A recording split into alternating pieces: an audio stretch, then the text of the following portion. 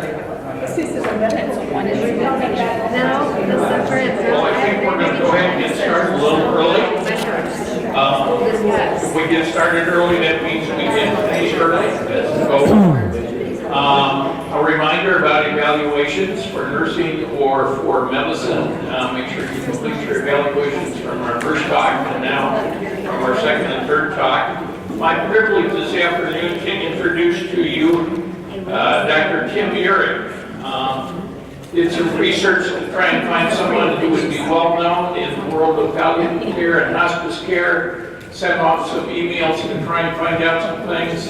Got this name Ihrig back. Well, it turns out that I took care of Tim's uncle. Oh, the world gets smaller. Number two, he's a Gotham. My father is. I'm from Omaha originally, yeah. And so we started getting the connections, and then for those of you who are a little older like I am, there's this redneck physician down in the house by the name of Ihrig. He trained with me. So, welcome. Don't hold that against me. Yeah. So, I'm not sure exactly what choice words Keith had for Jolene when she called him and told him he was coming, but we'll leave that off the record at this point. So, it's a real privilege for me to introduce Dr. Ihrig. He's going to talk first of all on palliative care for the patient, and then we'll take a little break, and then he's going to do palliative care for the practice. So, please welcome Dr. Ihrig. Thank you very much. Appreciate it.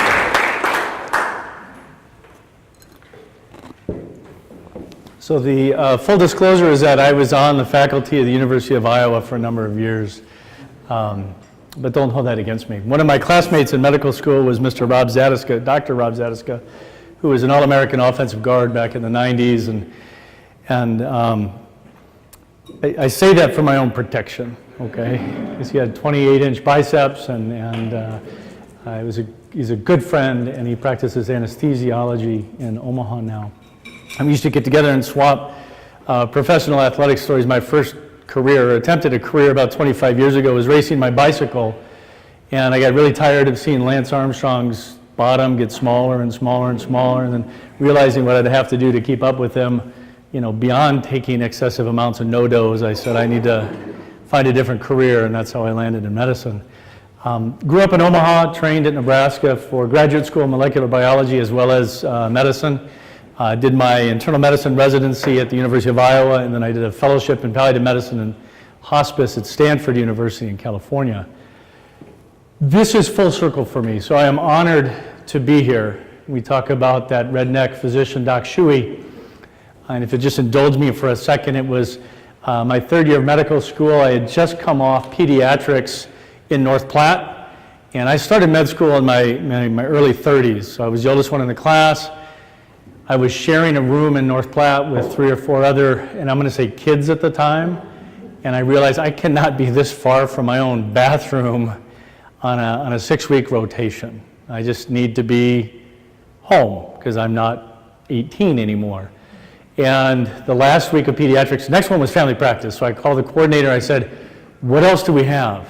Because I was scheduled to stay in North Platte. She said, the only slot available is in Tecumseh, Nebraska. Nemaha County, it's where my great-great-great-grandfather homesteaded, so I'm like, I know Nemaha County, happy to go there. She goes, well, disclaimer is he's an old curmudgeon. I said, I don't care, I can get home if I need to. What transpired was Keith became just an endearing mentor, and it was about referencing some of the things, delightful things I heard as I caught the tail end of your talk, learning how to go beyond doing things to an individual, but a true sense of community and doing things for them and with them.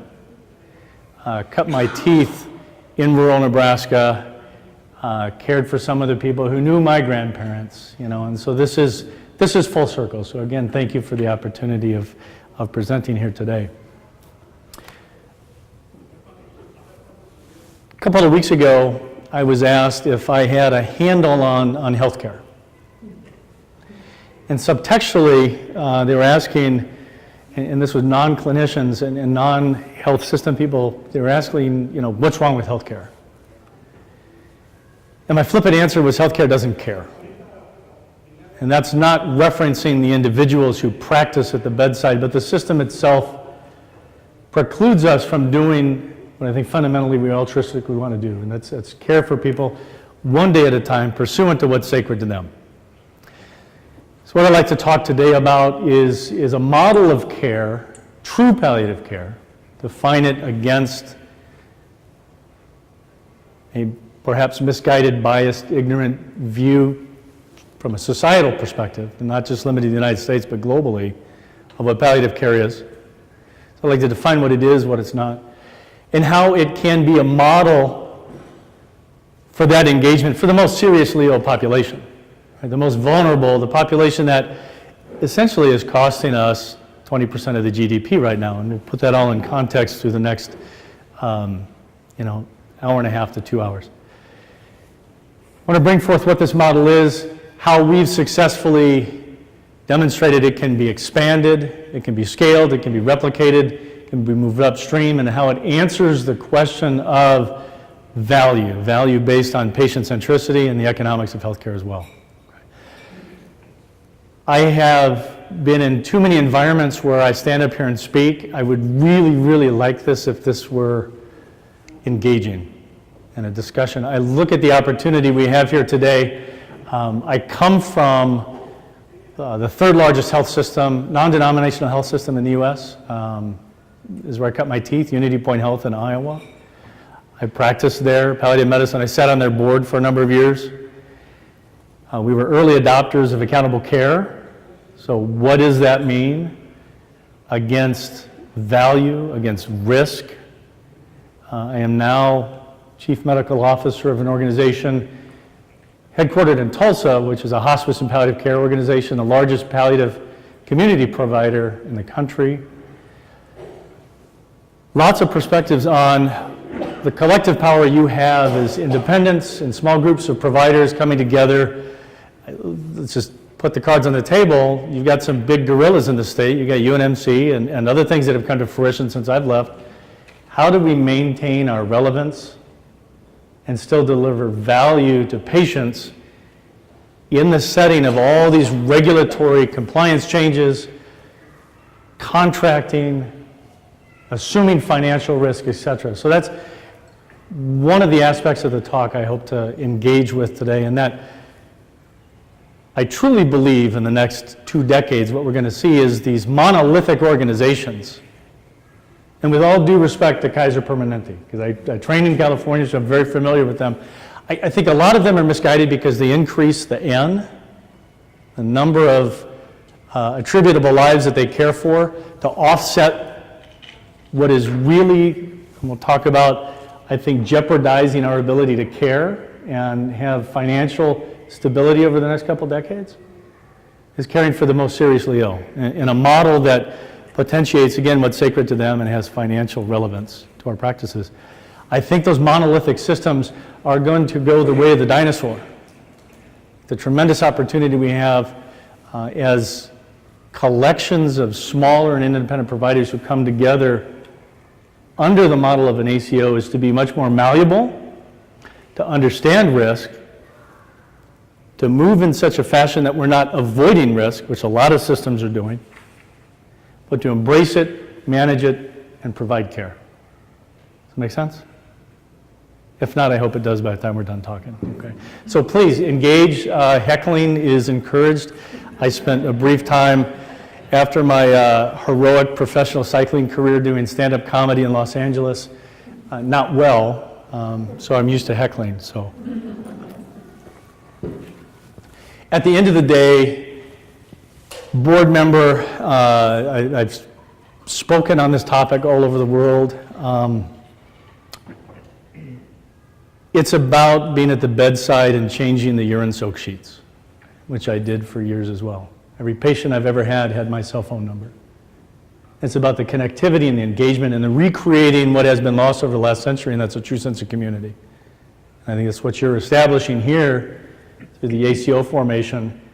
And is it defensively against the things we're seeing nationally Or is it proactively to say, how can we have a collective, louder dialect of our voices so that we don't get stomped out? I've had a lot of conversations with Keith, the redneck physician, and his frustrations with frictions with systems, the inability to see what that point of care should be like and how it really makes a difference, not just in the patient, but their caregivers, as well as us as providers, but the communities we live in.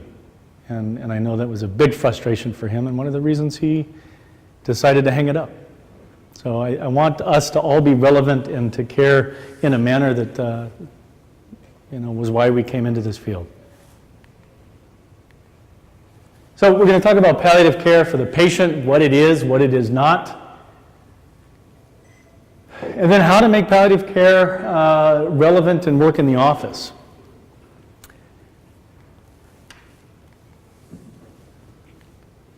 So, a lot of words here. It's just up there. You get this PowerPoint. Don't bother reading it. Subtextually, what are we talking about? I think that the greatest challenges we face today with regulatory compliance, contractual entities that are pinching us financially, is how do we transition our organizations, regardless of size, from a model that is not truly sustainable as far as fee-for-service, when we look at the most vulnerable, most seriously ill population, how do we take the culture that we work in, identify the opportunities to change, and take those steps forward? How do we identify what those opportunities are? How do we analyze them with data that has relevance for our organization, individually and as a collective? And how do we position ourselves over the next couple of years so that we still practice and do what we love?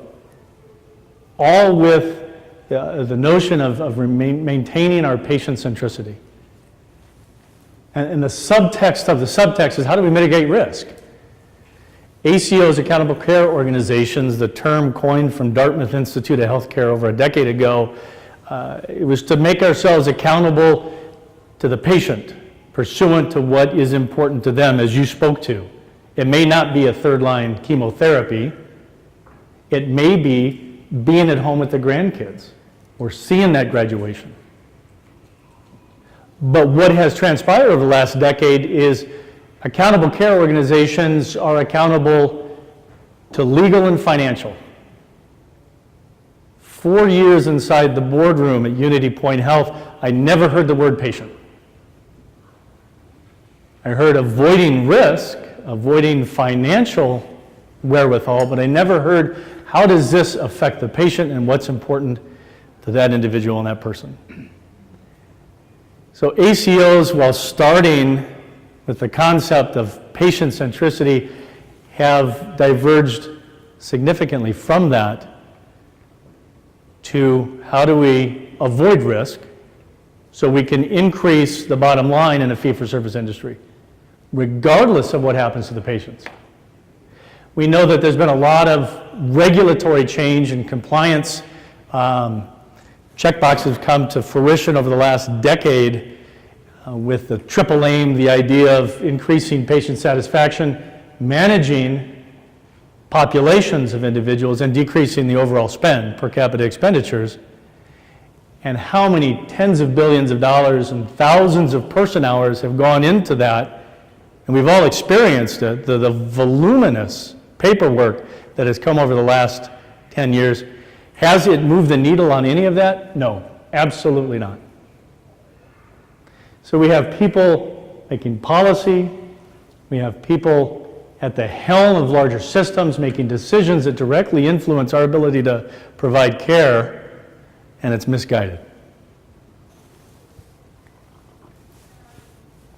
So the perspectives I bring, as a physician, again, practiced internal medicine and palliative and hospice. I have started clinics. I was director of a pioneer ACO at our rural affiliate in Unity Point Health for a number of years that focused on population health management.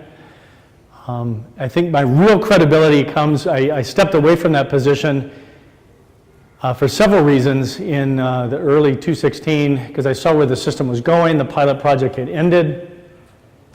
A new CEO said care coordination's too expensive. We checked that box. There was a conscription of everything we were doing.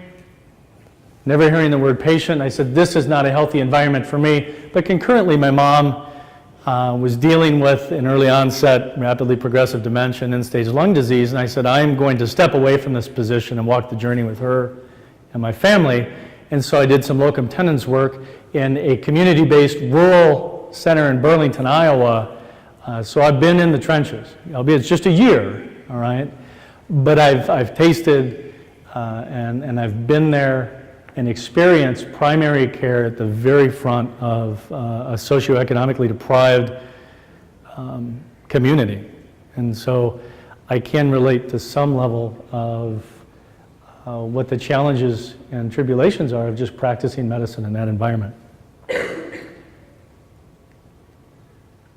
Again, it was board member,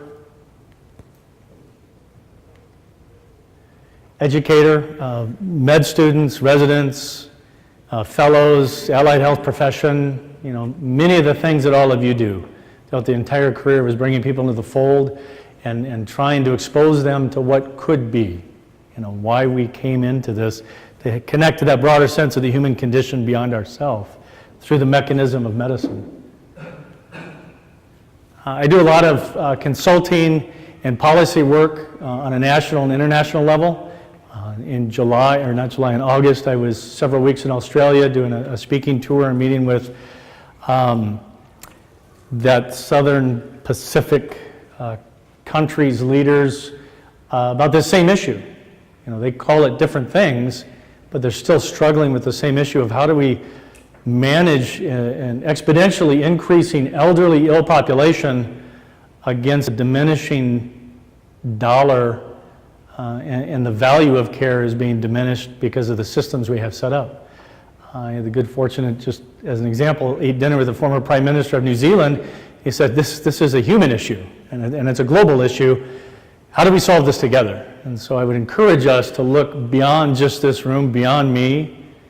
Right? We have to look to alternative models and collaborators, not just in the red state of Nebraska, and I mean red from Cornhusker red, it's not a political comment. We have to collectively solve this problem. Okay? And so part of me being here today is not just the next couple hours. Feel free, please, to reach out. Let's connect and solve this problem together. It goes on well beyond this afternoon. And then as a caregiver, albeit a struggle, but to take off that hat of goofy physician and be little Timmy Ihrig, you know, as I walked this journey with my mom who died a year ago last week, in our home, pursuant to her desire to be at home, celebrated with family and friends, a good scotch, and spaghetti and meatballs. And so, to experience what has been lost, the system has potentiated turning this human experience and what is inherently human into a clinical entity, into a DRG. And we'll talk about has made it almost perceived as optional death, because there's always something else we can do to you. And we all know right here, 95 to 99% of all that stuff, for this population we're talking about, has no value if we look at increasing length of life or quality of life. So the conversation is about, again, how we do things with you and for you, and not just to you. I want to bring to your attention one of the projects I'm involved with, and this is just to heighten the awareness of what's going on nationally. This conversation is happening in every corner of every healthcare system across the country, and I would argue in any industrialized country in the world. Right? So I work a lot with the Accountable Care Learning Collaborative. It's the Levitt Consulting Group in Salt Lake, Western Governors University. It's chaired by Mark McClellan. He used to run Brookings Health Institute, and prior to that he was chair of CMS. He's now the head of the Duke Health Institute. as well as this particular cohort with the Dartmouth Health Institute. A colleague and I are looking at how do we define the playbook for, it says post-acute, I'm going to say the non-acute space. How do we bring care across a continuum outside of the hospital, the people of the greatest need, identifying not just clinically, but the socioeconomic determinants as well as the behavioral health issues. How do we make this happen? How do we have a vernacular so that we can all talk about this and empower each other as systems and individual providers, elevate the level of care and make the connections so that the value is to the patient and we have economic viability, all right? The gentleman I'm working with created, anybody's familiar with the Dartmouth Health Atlas? Dartmouth Care of Health Atlas. It's a definitive look at every Medicare dollar spent. If you're interested, contact me. If you want to be a part of this and have a voice and just sit in and listen, you're more than welcome to, okay? And in addition to this, the ACLC has worked over the last 18 months with systems around the country, lots from Kaiser, I'm sure you're familiar with this, to bring together an atlas, an ACO atlas of competencies. They look at all the systems and they say, System A is doing this really well. How did they achieve that? System B is doing this really well.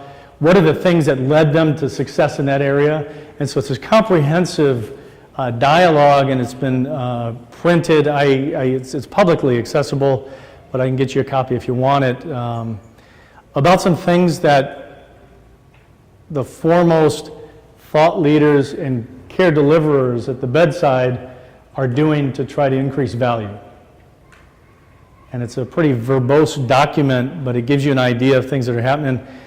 And I encourage all of us, because who doesn't sit at that table more often than not is independent providers and groups like yourselves that have formed an ACO.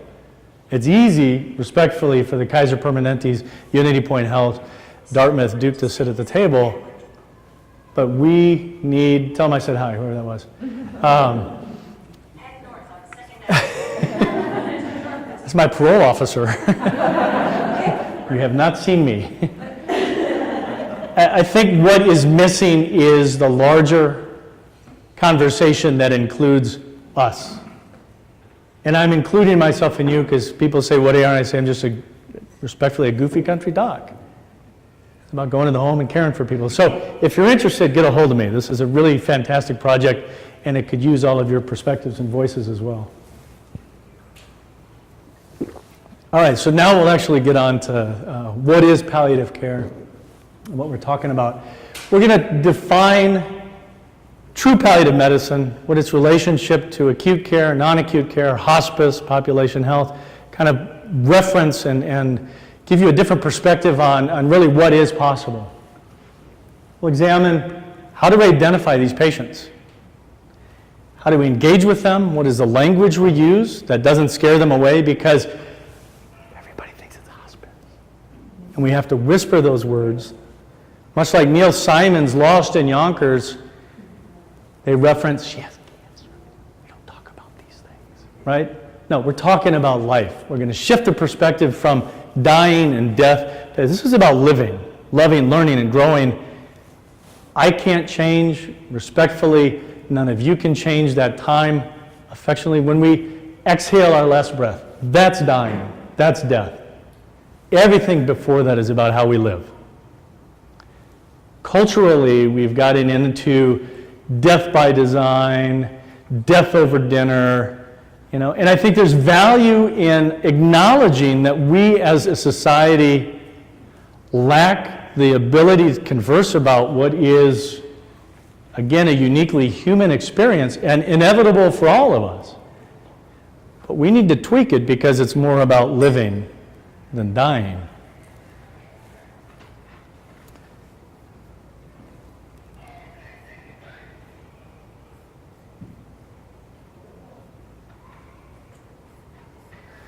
So gaining an understanding of true palliative care. Palliative care is in its pre-adolescence. Formal accreditation through the Board of Medicine 10, 12 years ago. And I would say we're barely walking, but we're still hitting our heads on the coffee table. And if we look at where it came from, conceptually it came from the hospice movement. Dame Cicely Saunders, 4 decades ago in the UK, The dying population have different needs, and we need to provide a different paradigm of care for them for this chapter of their lives. As technologically healthcare has advanced since the inception of the system in the 1950s, post-World War II, which was an acute care system. You break your leg, you come in, you get fixed, you go home. You have a baby, you go home. We are not an acute care society anymore. We are a chronic disease, serious illness disease that has a much longer life expectancy, and the complexity is much greater than fixing a femur. The system was not designed for that. Astute clinicians 20, 30 years ago, I said, how are we going to meet this challenge? How are we going to deliver care to this new population within an old paradigm? It's the square in a round hole. It doesn't work. All right? So that idea was born 20, 30 years ago. When we became accredited, there was a bastardization. It still continues. There was a biased, myopic view that palliative care is hospice. Palliative care is, I'm going to talk you out of chemotherapy. If you go to the hospital, we have failed. Palliative care is, come have the conversation. They're actively dying, and we want to mitigate risk of this person dying in our hospital because we're financially penalized. Get them out of here. I will offer that everything in hospice is palliative, but hospice by itself is really defined as a Medicare insurance benefit. It's a payment source for caring for people who are deemed to have 6 months or less life expectancy and have chosen to forego any aggressive treatments. Now, I've had people on hospice for 2 or 3 years, right? It's about decline, and it's about acknowledging where they're at on top of what's sacred to them after we as providers empower them through true informed consent. Here's what's going on. This is the absolute truth. Good, bad, or indifferent. I'm going to put it right here. You have a new diagnosis of widely metastatic pancreatic cancer. With all due respect, not to be mean or curt, and this is not how I talk with patients, but you're dead.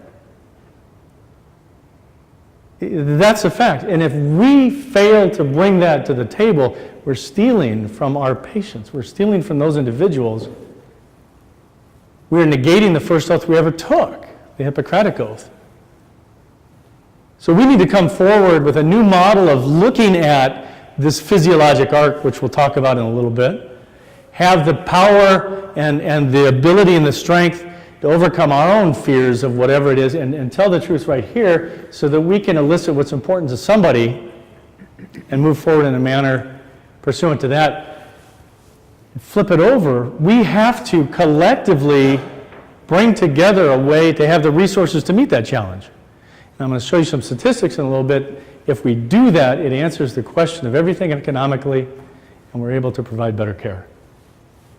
So, true palliative care is not limited by age. It's not limited by diagnoses. You do not have to have a terminal diagnosis. Caring for someone with a common variable immunodeficiency who's in her 20s. Could she theoretically live for the next 40, 50 years? Yes. Could she succumb to something and die next week? Sure. I drove with my colleague Ken. Sure, he wanted to kill me in the drive-out. So my life expectancy is, hopefully a lot longer, but we just never know. But you have these big ticket items. It's not just the metastatic pancreatic cancer. Talk about dementia, the most prevalent disease that's exponentially growing in our population globally. It's a progressive, irreversible, fatal disease. But we don't think of it like that. So we need to reframe our perspective on what palliative care, who these seriously ill are. And it's not just 6 months or 12 months life expectancy, it's from diagnosis. I've had people who were diagnosed and I cared for 96 plus months. Right? And they're still going. Right? But they've got a serious illness that has clinical variability, but also significant impact into the social determinants of their lives, their caregivers, their community, also economic, also behavioral health. So we have to really broaden our definition of what we think palliative care is so we can meet the challenges of what is already here. We'll phrase it the gray tsunami. Okay? It's already upon us. And we don't have the resources to continue in this linear algorithmic fee-for-service industry. You have this, so I'm going to do A, B, C, and D. That doesn't work for this population. Medicine-based evidence doesn't necessarily work in an advanced stage palliative population. I know this empirically from decades of working in it. We all have seen it. Evidence is actually coming out now to suggest maybe the open reduction, internal fixation of grandma who has advanced dementia and is non-ambulatory, that surgery maybe didn't do her a lot of good. We all kind of laugh and go, well, yeah, no wonder. Of course it didn't. But it happens every day in every system around the world. So I'm challenging us also, right, in a reference point of what is accountable care, how we maintain our validity and relevance, mitigating risk by delivering better care. We have to change how we look at the delivery of our services to this population. We were trained to recognize a disease and try to cure it, to see something and try to fix it. If we're really honest with ourselves, can we cure anything? We manage it. Can we cure anything in this population we're working hard to define today? No. Does that mean we just give up and we don't have hope? No, not at all. We have to define what we have hope for. We always fight. We have to define what we're fighting for. But we have to understand the physiology, and we have to recognize, have to raise our clinical acumen to such a point that we can recognize when somebody is coming into that period, which I term the inflection period, where their bodies are losing the ability to heal and recover. Mother Nature. My 10-year-old son knows this. Offline conversations with oncology colleagues are like, well, sure, I turned the corner, it's Mother Nature. But applying that while we wear the long white coats and are staring at somebody and having a conversation with them, to recognize it is a key for us to be successful today and moving forward. So we have to challenge ourselves to think differently and to move beyond how we were all trained with respect to this population.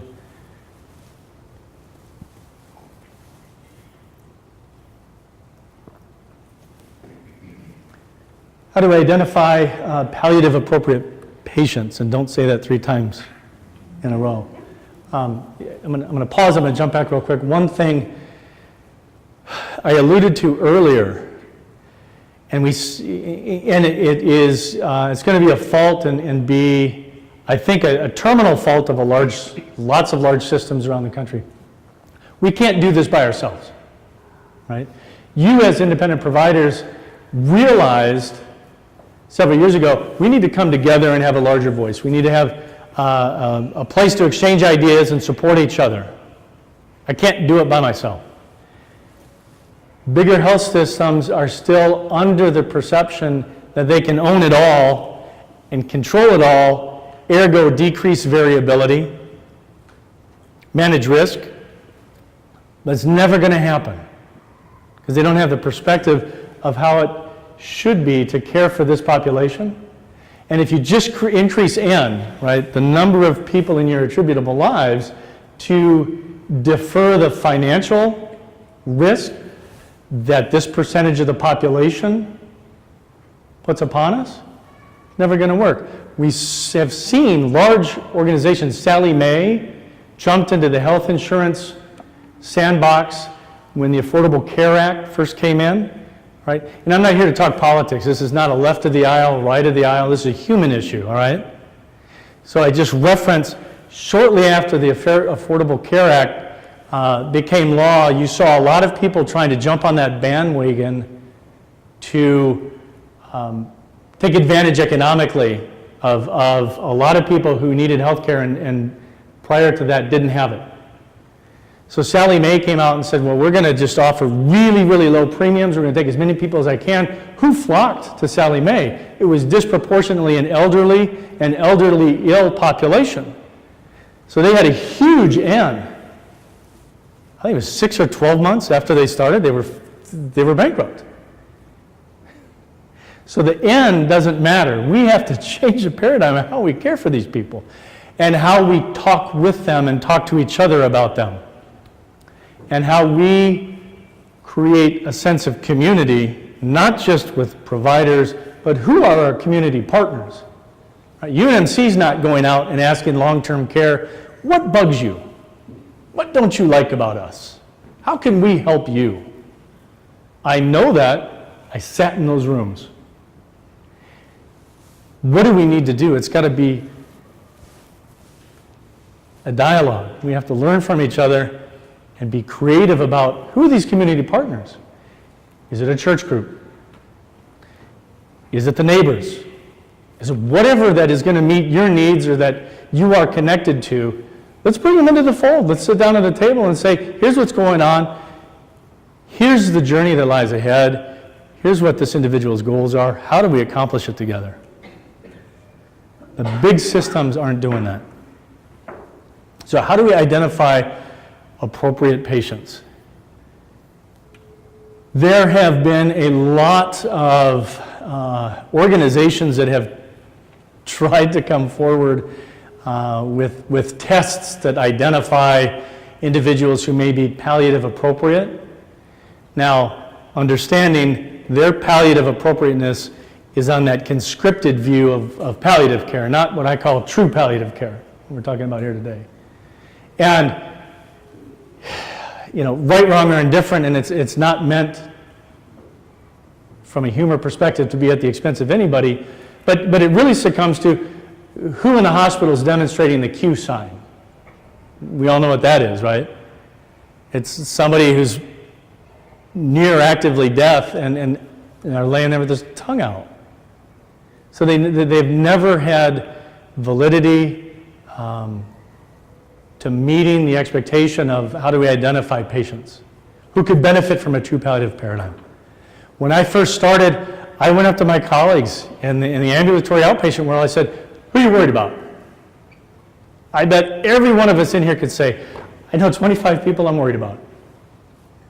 And it's not necessarily because they have widely metastatic pancreatic cancer, but I've known them and I've walked this intimate journey with them and I've seen them start to decline. And maybe Mr. Smith's husband died a couple years ago. So we're seeing those changes in the psychosocial. He lives 5 miles from Tecumseh. He doesn't drive. I mean, all of these things, right? I asked my primary providers, who are you worried about? Let's engage, let's talk about them, let's support them. All right, so that's one thing. Ask yourselves, who are you worried about?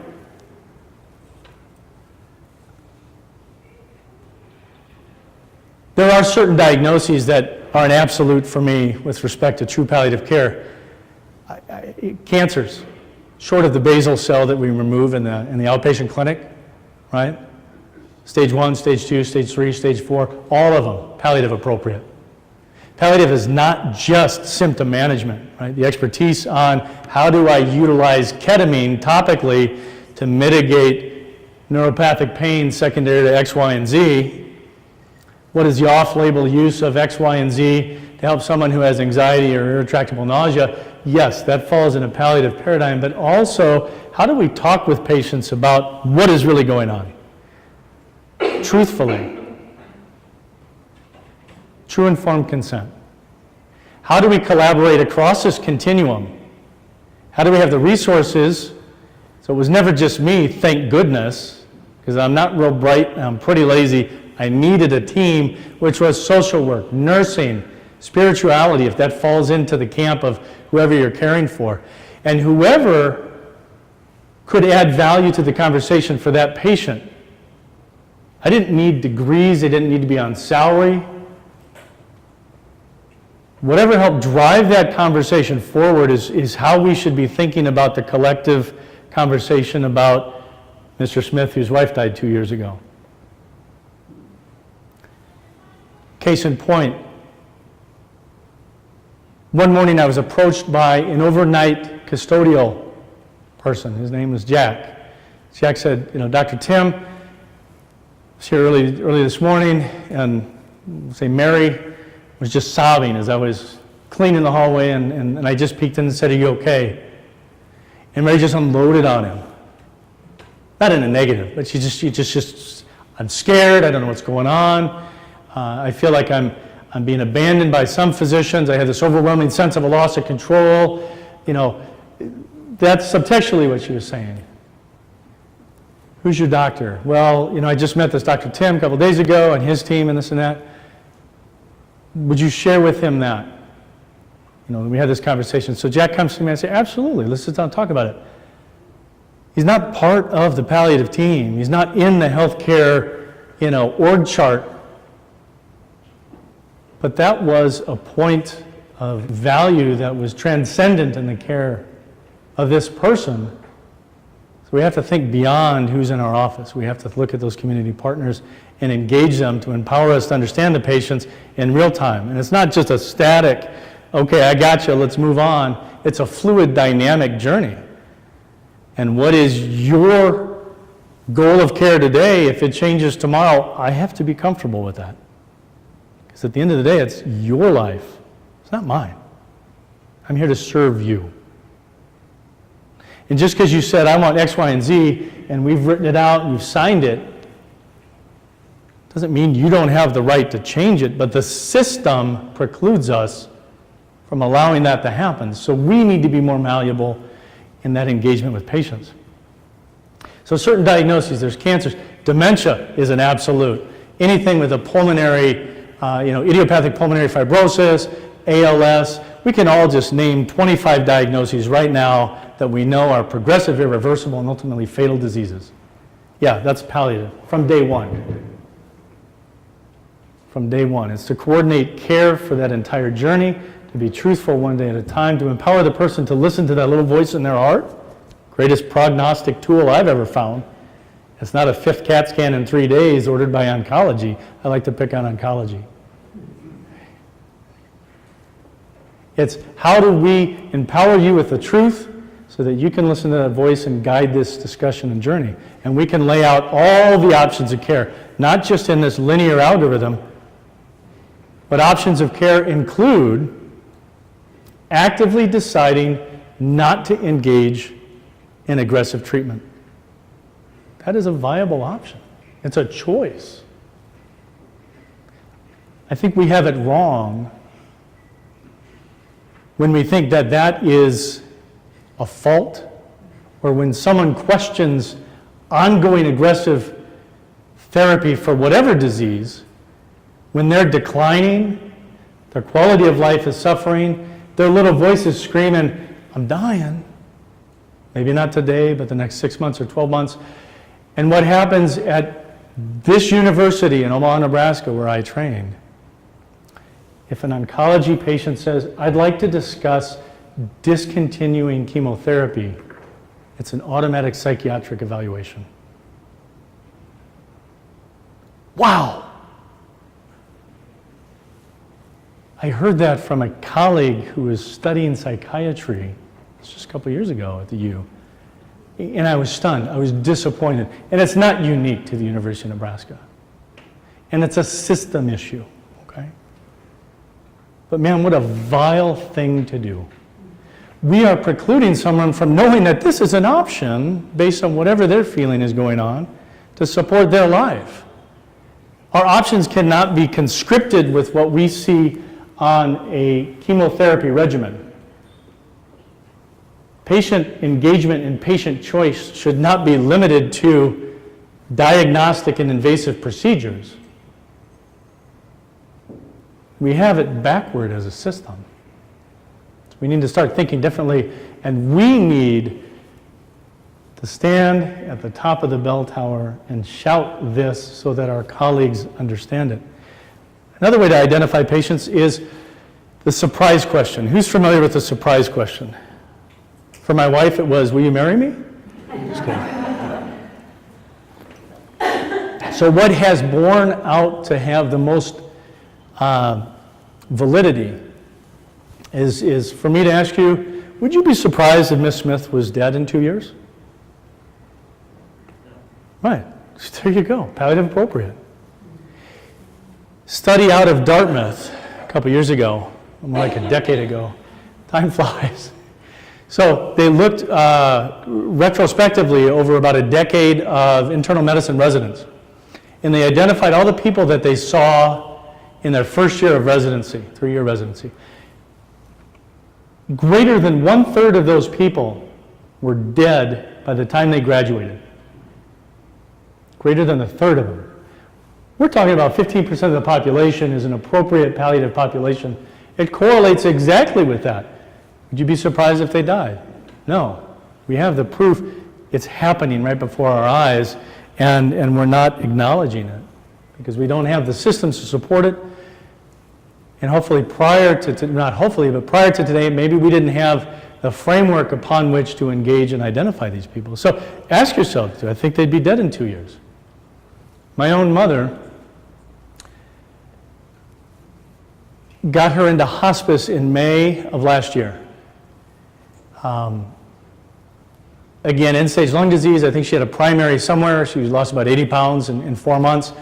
The decision was made pursuant to what she held sacred and how she threatened to come back and haunt us from the grave, you know, if we did anything to her that was, I mean, the most irreverent Irish woman you'd ever want to meet. We recognized where it was going. I had to make the case to her primary provider, a geriatrician. Mom's dying. She's dying. She's not going to get out of this. Right here in this 20-minute conversation, she's still very gregarious and intermittently socially inappropriate, no different than she'd been her entire life, right? But she couldn't remember my name. She couldn't remember my children's names. She's hospice appropriate. I asked her, would you be surprised if she was dead in the next 6 months? No. Let's, you know, the goals are consistent. She wants to be at home. We're not going to go a CAT scan. We're not going to do exploratory surgery. So I convinced them to get her onto hospice. 6 weeks later is the first hospice benefit period ended. Get a call, Mom's doing great. Does not meet hospice criteria anymore.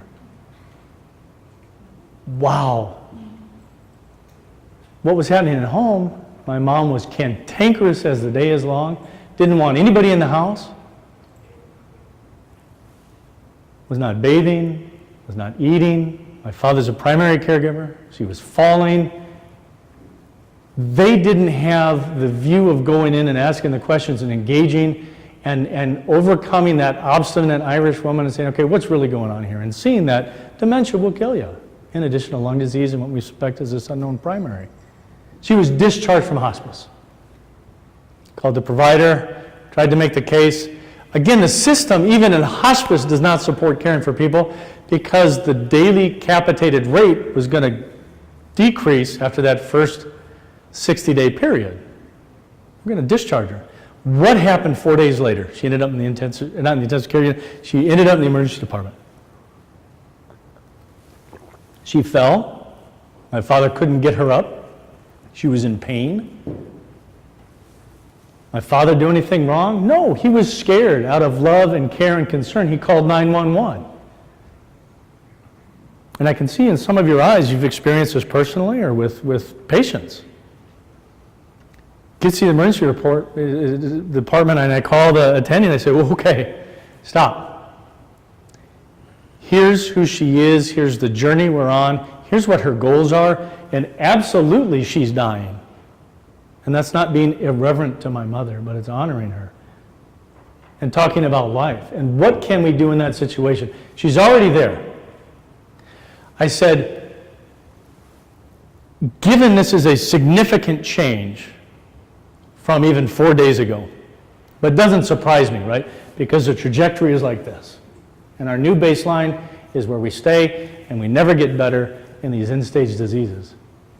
I said, okay, you know what, you give me a head CT, and why don't you just get me a CBC and a BMP? Let's just look at basic stuff and stop right there. You call me after that. Okay, CT is clean, you know, she was a little dry, creatinine up a little bit, albumin low, okay? understand, serious disease, dying. Yeah. She's dying from dementia and everything else. Well, we'd like to consult nephrology. We'd like to consult neurology. No, you don't. No, you don't. We can't fix this. Renal replacement therapy? You gotta be kidding me. Neurology? To do an EEG? Look, let's talk about the spectrum of what's happening. This is called life. And we have to understand that it happens, and we have to accept it, and then given what we knew, let's get her home. So the hospice provider was consulted again, and yes, I'm approaching 50 with 3 kids, but I wanted to go, told you so. You know, at that point, I'm exhausted. I see that my dad's exhausted. This is a several-year journey. I said, we need to get home, and we need to love Mom and honor her, and I really need a glass of scotch. I can't stand scotch, but we had bastardized, we had taken from her that opportunity. And even in the context of being a goofy hospice and palliative care physician, I couldn't beat the system to keep her on hospice when absolute certainty was appropriate. She died 4 weeks later, surrounded by family, celebrating her life. Nothing would have changed that. But we would have interrupted the journey and stolen from her moments of solitude and comfort. Examine your data, right? We're in the age of big data. In the last 10 years, we've collected data on everything, and about 95% of it serves us no purpose. We look at it and go, why are we doing this? Well, because somebody in IT developed a program to collect data about how often you clip your fingernails.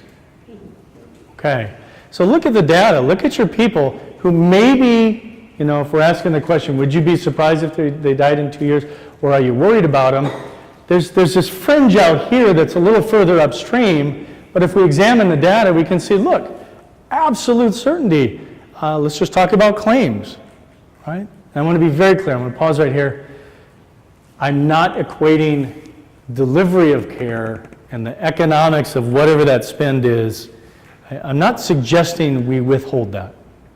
I'm not suggesting that we allocate, you get the CAT scan and you don't, because I don't like red shirts, okay? No, this is not the allocation of resources, it's the appropriate use of resources, but using the data we have to identify those individuals who may fall out of that immediate, they're palliative appropriate. So look at claims data. Who's got the biggest spend over the last couple of years? Who's had increasing hospitalizations? How do we connect with UNMC and the other players in the state to have that data available so we can provide care and understand our patients better? You know, the greatest eye-opening thing for me when I practiced in Burlington, Iowa, as a primary care physician was how much I didn't know was going on with my patients when I didn't see them. I was hospitalized 47 times last month. Nobody told me.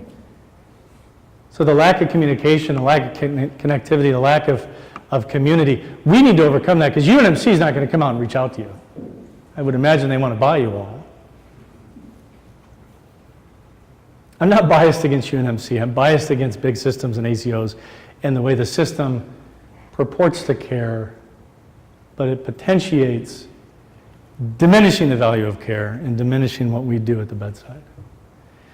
So examine your data and encourage these other entities to share data with you. In the second half of this talk, we'll explore why that's important, and we'll frame the conversation that you can have with the big gorilla in the room so it is relevant to their ROI. Because they don't care about your patients. They don't care about their patients. They care about their return on investment. So let's frame that conversation a little later on how you can engage to hopefully acquire some of that information to care for your patients better. Another thing that has come out, and I will share with you, colleagues and I over the last year have worked on this space of how do we predict, right? How do we look at a population that is not Q sign, actively dying, big ticket diagnosis, those people that are upstream, maybe 2 to 4 years from death. How do we identify them as, yeah, I think they really are palliative appropriate? What tools can we bring to the fore? And so colleagues and I have worked very diligently on a predictive model looking at spend, diagnosis, and identifying with precision who that population may be. And so there are people working diligently to provide us with tools to help us move it upstream. I'm happy to talk offline with people about that as well. And I was negligent. I have a colleague and dear friend, Mr. Ken Venkera, who comes to us from the East Coast, and we've worked on a lot of projects pursuant to this conversation. How do we affectionately change the world and make it a better place and care for people with the most serious illness? Ken has a dynamic history in the understanding the economics of healthcare and how to make this conversation viable in the C-suite and outside of the C-suite when people are only hearing dollar signs. How do we translate the care that we give and the prose that is in our head about how this should really happen, and how do we make it a viable entity from a financial perspective and attractive from big systems and payers so that we can do the work of really caring for people. And so I'm honored to have Ken here today, and we're going to stick around, and so feel free to ask either of us questions after today's engagement. So we've talked about a lot of ways you can actually identify palliative appropriate patients. Also listen to the caregivers. They know these people intimately. I'm not going to lie to you that something is happening to mom or grandma. And it doesn't have to be laboratory values that are way out of whack. People add candles to the birthday cake, become disabled, and die with perfectly normal lab values. Are they palliative appropriate? Absolutely. Do they have needs that extend beyond this non-palliative population? Do they have increased symptom burden? More often than not, yes. Are they faced with socioeconomic determinants that can preclude appropriate care? Absolutely. Are there behavioral health issues? We went to dinner with my dad last night. He's as cantankerous as my mom. Some would say it's behavioral health. Some would say that's just being very pragmatic. But identifying all these things is very important as well. Oh, yeah, we go. So we just take a pause and say, okay, we buy in, we understand true palliative care. It's upstream. It's much more verbose. We understand what it is, can, and should be. Hospice, palliative care. Run away. How do we bring that to the fore, right? How do we overcome the stigma of talking about these things, the stigma of talking about death? How do we make it an engageable conversation? How do we market it, and how do we retain this patient population two things, as we engage with them and they're on this variable, dynamic, fluid journey, and we are as providers and human beings and organizations as well, trying to navigate change so that everything we're talking about in the ACO world comes to fruition. You know, lots of moving parts. Part of the cohort study I mentioned earlier is coming forward with a language, a meter, a verse, a rhyme. How do we make this palatable as providers and people that we work with who are on the front line, social work, ancillary services, to have this just be a commonplace conversation as an opportunity for caring rather than something we need to whisper about. Simply, ladies and gentlemen, and this is going to be so underwhelming, it's just telling the truth. Right?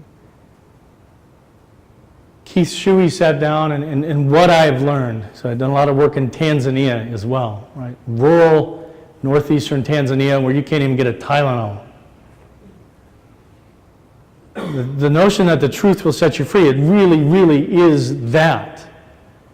Keith sitting down saying, this is come back, referencing a breast cancer. and one particular individual. And he sat down and he held her hands. This may be surprising to everybody who thinks Keith is this cantankerous old guy. One of the biggest hearts I've ever seen. And we'll just say her name was Sally. He said, Sally, we've been here before. And it was just silence. What do you want to do? I think Sally had lost her husband. She had dealt with cancer several years before. And it was that moment of truth, right? He didn't need to say, you know, you've got a widely metastatic adenocarcinoma. It's irrelevant. You have something that is dramatically changing the journey of your life. Okay, you've been through chemo, you've been through radiation, you went through a bilateral mastectomy. Okay, here's the cards on the table right now, good, bad, or indifferent. What do you want? About a half hour later, you know, we all cry, and she said, I think I just want to go home, and I want to think about it. Okay. Take her to a big system. No, she's already had 3 CAT scans and 1 round of chemo before she leaves the building. And she's not given a choice. So it's about telling the truth. 41-year-old dear friend of ours, when I lived in Des Moines for 15 years, just moved about 3 months ago. 2 kids, friends with our kids, as couples we get together. She calls, she says, I've been diagnosed with cancer. Can we talk? Absolutely. So her parents, his parents, we all get together, my kids, their kids. She says, I've been diagnosed with breast cancer, and here's my calendar for the next 18 months. And I have these genetic things, and they want me to have a bilateral mastectomy and a hysterectomy and go through all this stuff in just tears. And I said, okay, well, let's take this one step at a time. And so we talk about, I said, what don't you understand, or what do you understand? She goes, I just understand I'm scared. I said, what are you scared of? I'm not scared of dying. I'm scared of getting dead. I'm scared of what my kids may experience. And an interesting question, right, that I've asked every patient, are you scared? I said, well, you know, I'm not scared of dying. It's not the question I asked. You ask me if I'm scared, it's spiders and mice, okay? Pink fluffy unicorns. I have 2 daughters. Okay. But doc, I'm scared of getting dead. Let's translate that. I'm scared of the unknown. I'm scared of the ambiguity that life is going to bring at me with a diagnosis of X, Y, or Z. I've got good news for you. It's not unknown. Not that cancer is good news, but it's not unknown. I know, you know as providers, exactly what's going to happen, for the most part. And we can pretty much predict the time frame as well. And if we engage and listen and hear and elicit what that little voice is telling them, we can be absolutely specific and sensitive with respect to how we engage and talk about life expectancy and this and that. So back to our 41-year-old. I don't even know what cancer is. Okay. But you've got the next 18 months of your life mapped out based on cancer. Let's talk about it. Here's cancer, here's breast cancer, here's your type of cancer. 10 minutes later, as we're talking, she goes, I could die from this? Yes, you could. Not meaning to be mean, hurtful, curt. That's the absolute truth. Yes, you could die from this. Now let's talk about all these things, because your goals, you told me, are to fight this with whatever mechanisms we have possible, and to have this truthful conversation one day at a time. And if things start to go the wrong way, I want you to tell me, because I want to know what my real options are. Okay. Here's what this chemotherapy is. Here's what this radiation is. Here's the reason for bilateral mastectomy. Here's what genetic therapy does. Okay? Okay. Here's my number. Many nights I'm over there at 2 in the morning hanging IV fluids. Palliative care concurrent with the most aggressive therapies is still successful palliative care. She was empowered to know what all her options were, and she chose this path. And we walked with her over 18 months. Now, back to that initial conversation, it wasn't just about the goofy clinical stuff and the DRG. I said, that's 50% of your body. That's 50% of your being. The other 50%, spiritual, emotional, social. Let's talk about that. They're talking about a bilateral mastectomy. What do you think of that? Well, based on my experience, I know that people sometimes have a different perception of self. As a woman, as a mother, as a sexual being. I'm not talking intercourse. Okay. Your relationship to yourself, to your children, to what you thought your future would be has changed. What is your perception of what this journey is going to be like for your wife? That conversation as well. Let's bring the family in. It's not specifically about healthcare. It's about caring. So we need to transcend the ignorance that we've all been steeped in, educationally in the system is potentiated, to get back to really caring. And so, fast forward 18 months, she goes through all these things, successful. She's been in remission 5 years. She had reconstructive surgery, had a big celebration and a showing off of the successful surgery to all her girlfriends, and I wasn't invited. It's fine. I will guarantee you that journey is a successful palliative care journey, not because she lived. I'm very pleased that she did. But it was absolutely truthful, not always easy. And it was trying to collaborate with providers who may have had a different perspective. You don't want that palliative care guy. He's just going to talk you out of it. You're not ready for that? I would offer the clinicians not ready for it because they don't understand what it really is. Again, the unknown is known. And when we put forth the reality and the truth of what that is, it helps us overcome that overwhelming sense of a loss of control or ambiguity. Right? Who's ever been to Amsterdam? I don't want to know why, okay? Amsterdam is a halfway point to you want to go to Tanzania. In Amsterdam, there's a Rembrandt museum. So who's heard of Rembrandt? He's a Renaissance painter. You're laughing. There's an audience who goes, who's Rembrandt? It happens. There's a Rembrandt museum, and the few times that I've been there, whether it is September or May, sunny, rainy, warm, cold, you stand in front of a self-portrait of Rembrandt. Close your eyes and imagine the self-portrait of Rembrandt. And the Italians, and the Italians say it's chiaroscuro, it's light out of darkness. He's a master of the Renaissance. The color palette's spectacular. The brushstrokes are amazing. There's value in artwork. I mean, it is masterful. Every time I've stood there and looked at this, it has never changed. It's static. Come across the ocean to the Museum of Modern Art. Who's ever been to the Museum of Modern Art in New York City? Okay. In the Museum of Modern Art in New York City, there are several paintings by one Jackson Pollock. Who's familiar with Jackson Pollock? This guy's spreading stuff all over, and you're like, yeah, my 2-year-old could do that, right? Okay. And when I stand in front of a Jackson Pollock at the Metropolitan Museum of Art, and I see parents with their kids going, come on, Jimmy, just walk. That makes no sense, right? What are they walking away from? They're walking away from something that makes no sense to them because it represents ambiguity.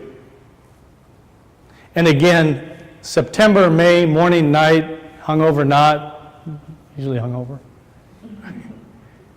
I stand there and that painting changes based on who I am at that given moment of time. It's reflective of my journey, what I have learned, how I have loved and grown up to that point. And even if I see it 3 times in the same visit, it changes. It takes on a different dynamic. It is anything but static. What the heck does Rembrandt and Pollock have to do with this discussion? What we are in need of overcoming, ladies and gentlemen, is a static Rembrandtian linear algorithmic model of care that does not work for the most seriously ill. We need to embrace the ambiguity and have this be the algorithm of the care model we provide, given the skills we have, our experiences, and the resources available to us to meet somebody one day at a time. Because it changes. And what we know is when we use a Rembrandtian model, 15% of the population, the most seriously ill we're talking about, uses 85% of the healthcare dollar. $3.7 trillion last year. That's 20% of the gross domestic product of the United States of America. Our previous speaker said it's not sustainable. It is not sustainable. When we look at the value that that provides this population, and I really say it's about as close to nothing as possible, because it doesn't increase how long they live and it doesn't increase their quality, that's a lot of money we're just throwing out the window. If you look at how many elderly ill people are joining this sandbox, it's over 10,000 people a day in the United States. That should scare the heck out of you. Just follow the slope of that line. 20 years from now, at the spend we have, this population growing at 60+% of the gross domestic product of the United States of America has nothing to do with healthcare. It's capitalism, free market economy, it's a global economy. I talk to a lot of business groups. You may not care about your grandmother, but if you care about the audio dealership you inherited from her, this is the only conversation you should be having. Because it's real. Number one reason for bankruptcy in this country today, the greatest threat to the U.S. way of life, global way of life, industrialized countries, is healthcare costs. Australia, 6 weeks ago, conversation with the former Prime Minister of New Zealand, same conversation, dealing with the same exact things. They don't have the population we have, but it's percentage-wise, it's the same thing. If we come forward with this new care model and are able to talk with people about the truth and put it there in front of them, here's what can happen. Okay? Again, I said I'm not real bright and I'm pretty lazy, so I just thought I'm going to practice medicine one day at a time, one person at a time, and tell them the truth. Over a 4-year period, all diagnoses that fit into here, not exclusionary, all ages, not trained in pediatrics, but you have kids who die. And so dealing with neonates, a 105-year-old, that's the oldest person I've ever cared for, what we found is this model, and using resources any way we could get them. Remember the custodian who came in and was a part of the conversation, right? What we proved, and not just my little pop shop, we scaled, we created other clinics. We were in the inpatient setting. I had an ambulatory clinic staffed by 2 providers, full Monday through Friday. We were in every long-term care facility in Northwest Iowa, boots on the ground. We had clinics in there once a week, and we went to homes, and we were available 24 hours a day. What did we see? Highest patient satisfaction score out of the entire Unity Point system. Not just Fort Dodge, Iowa. System, which is 15 sites, $6 billion annual entity. Okay, touchy-feely's good. And most likely to refer to others. We weren't stealing hope. Our patients weren't not ready for this. They thirsted for the truth and this engagement, and they told others who flocked to the program, and we cared for several thousand people. So what does that mean economically? In a fee-for-service world, I was not bringing in what interventional cardiology brings in. Okay, I worked on tips. I'm just kidding. But we broke even. All right, being mindful of what we were doing and how we could build within the environment that exists today, we broke even. This will tie into our next conversation about how we frame the conversation for the gorillas in the room, the UNMCs, et cetera, right? What's our ROI? We had a decrease in 30-day admission, all cause, from 40% to 3%. We had a decreased length of stay for this population from just under 5 to 1.7. Why? Safe discharge. They're leaving the hospital. They can call me the moment they're in their car, and I will be there and we'll figure it out 24 hours a day. We had a 70%, that's a 70% median per capita reduction in expenditures. 70. $3.7 trillion, 70% of that goes an awful long way. This is not wishful thinking, folks. This is what's possible. This is the answer to be an accountable care organization that is accountable to the patients and make ourselves economically relevant and viable in an increasingly hostile day and age.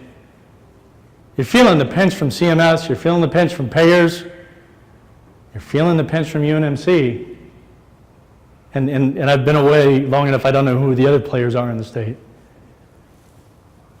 This is a model we need to start to change to. And so, go back to the very first slide. It's not just delivering the care, it's how do we look as institutions, individually and a collective, taking our cultures and getting to that point. Doesn't happen overnight. And if we wait, you're going to die. Think of Sallie Mae. Billions of dollars went under in 6 months.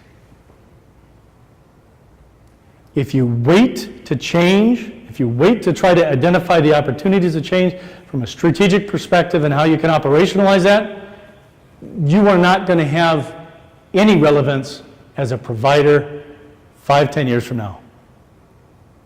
And I do say that to scare you because it's the absolute fact. Look what CMS did just this year. Risk-based contracting, MSSP, Medicare Shared Savings Programs, historically 3 tiers. If you accept risk, downside, will offer the financial risk has been theoretical at best. 6% against that attributable population. Kevin Vermeer took the helm at Unity Point, January 1st, 2016. Care coordination is too expensive. I'll write that off and I'll make up more money from them coming to the hospital every 15 days than I'll ever worry about. But what's happening is CMS is saying, look, that's not sustainable. So we're going to mandate that ACOs accept some downside risk, which means you're on the hook financially. And they're tiptoeing right now. I was on a conference call with the director of CMS a couple weeks ago. What's coming down the pike, ladies and gentlemen, in the next 2 years is real financial wherewithal. We can't switch overnight. Unity Point Health, Kaiser Permanentes of the world, they've already hit the iceberg. It's not a value judgment on individuals in those institutions. It's just the complexity of large institutions. It takes a long time to change, and when we're steeped in what this system has potentiated over the last 5 decades, they don't want to, and they don't feel the pinch. We have the opportunity to change. I encourage us all to think about that and to make that happen today. That's what this conversation is really about, okay? So we can meet the financial ROIs of these big systems, make ourselves relevant, and change much quicker than these institutions. That's who we are. I'm just going to take a breath and ask if anybody has any questions and allow us to take a biologic break and so we can go on to the second half and move forward. Any questions from anybody? Comments, concerns, philosophical observations? Heckling, come on, somebody. Yes. Okay, you said that you gave your number out to those patients. How many calls did you get? From the perspective of I did not go to the bathroom for 4 years. No, you know, it's interesting, right? And it ties directly into overcoming that overwhelming sense of a loss of control and the unknown. Here's my number. So in 6 years of practice, outside of our call system, right, which was not inundated day and night, by the way, right, but outside of our call system, I would say I respect probably a dozen. Over 6 years. 6 years. And I made it explicitly clear, if you need something, call me. Pursuant to that, the greatest clinical feat I have ever accomplished in my life. It's my last year at Unity Point, and I beat up the group of oncologists. No, just kidding. Had a new diagnosis, a 70-some-year-old woman with a new diagnosis of widely metastatic lung cancer. She had known what was going on. I mean, couldn't put a scientific name to it, but knew what was going on for many months, came in well in the last chapter of her life, and weeks to months to live. Wanted to do some, I can't remember if it was chemo or radiation to try to shrink some of the tumors because of the symptom burden, dyspnea and the pain. Absolutely. About a week after that, she said, oh, this just ain't working. That's just not, my little voice is saying it's a zero-sum game. I know that I'm going to die. And let's manage this pharmacologically because the side effects of these particular treatments are too caustic. So a few days after that, I got a call about 2 in the morning. I answered the phone, and let's say her name's Ellen. Doc Tim, it's Ellen. What's going on? You okay? How's your breathing? You having pain?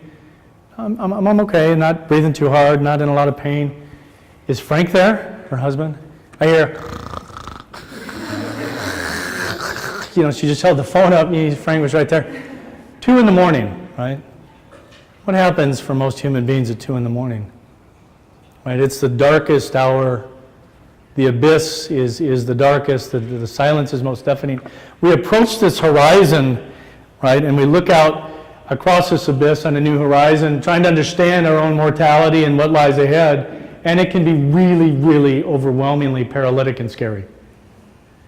I said, what can I do for you? She said, I just want to talk. Okay? So we chit-chatted. About 5 minutes, she goes, Doc, and she kind of chuckles, she goes, will you do me a favor? And I go, not going to pay your school loans, but sure. She said, will you read me a story?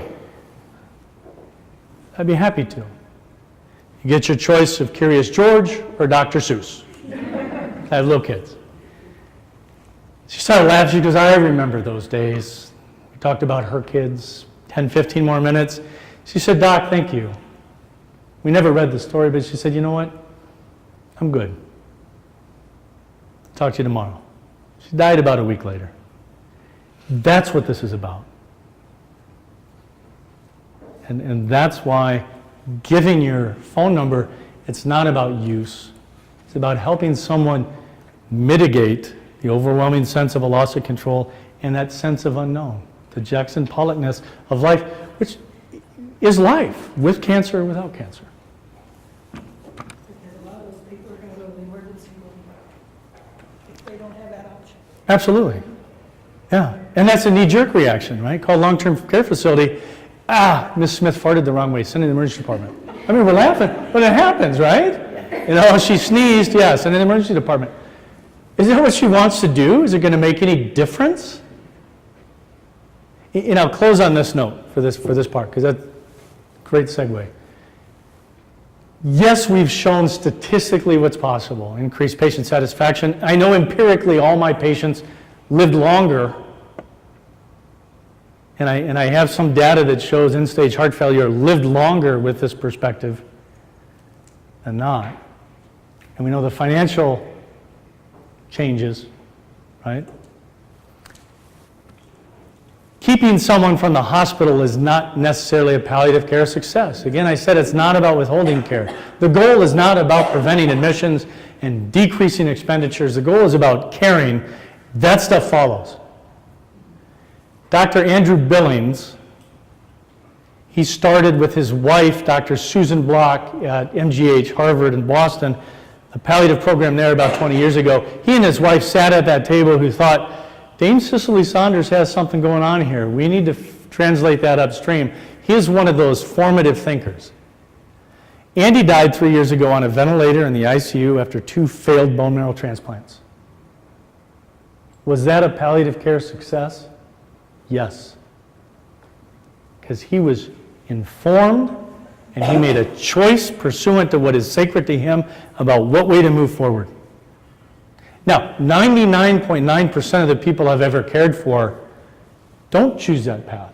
And I've never had anyone told me, pick me, I want to die on a ventilator, right? But I use that. Here is one of the founders of what this is. Was that a success? Yes. So we need to reframe what we think true palliative is. It's not about preventing that from happening. It's about giving them the truth. And again, 99.9% of people say, I want the good scotch at home with my grandkids. Why don't we take a break? 10 minutes? Okay. Thank you. No. After I do the balloon animals, you can clap, all right?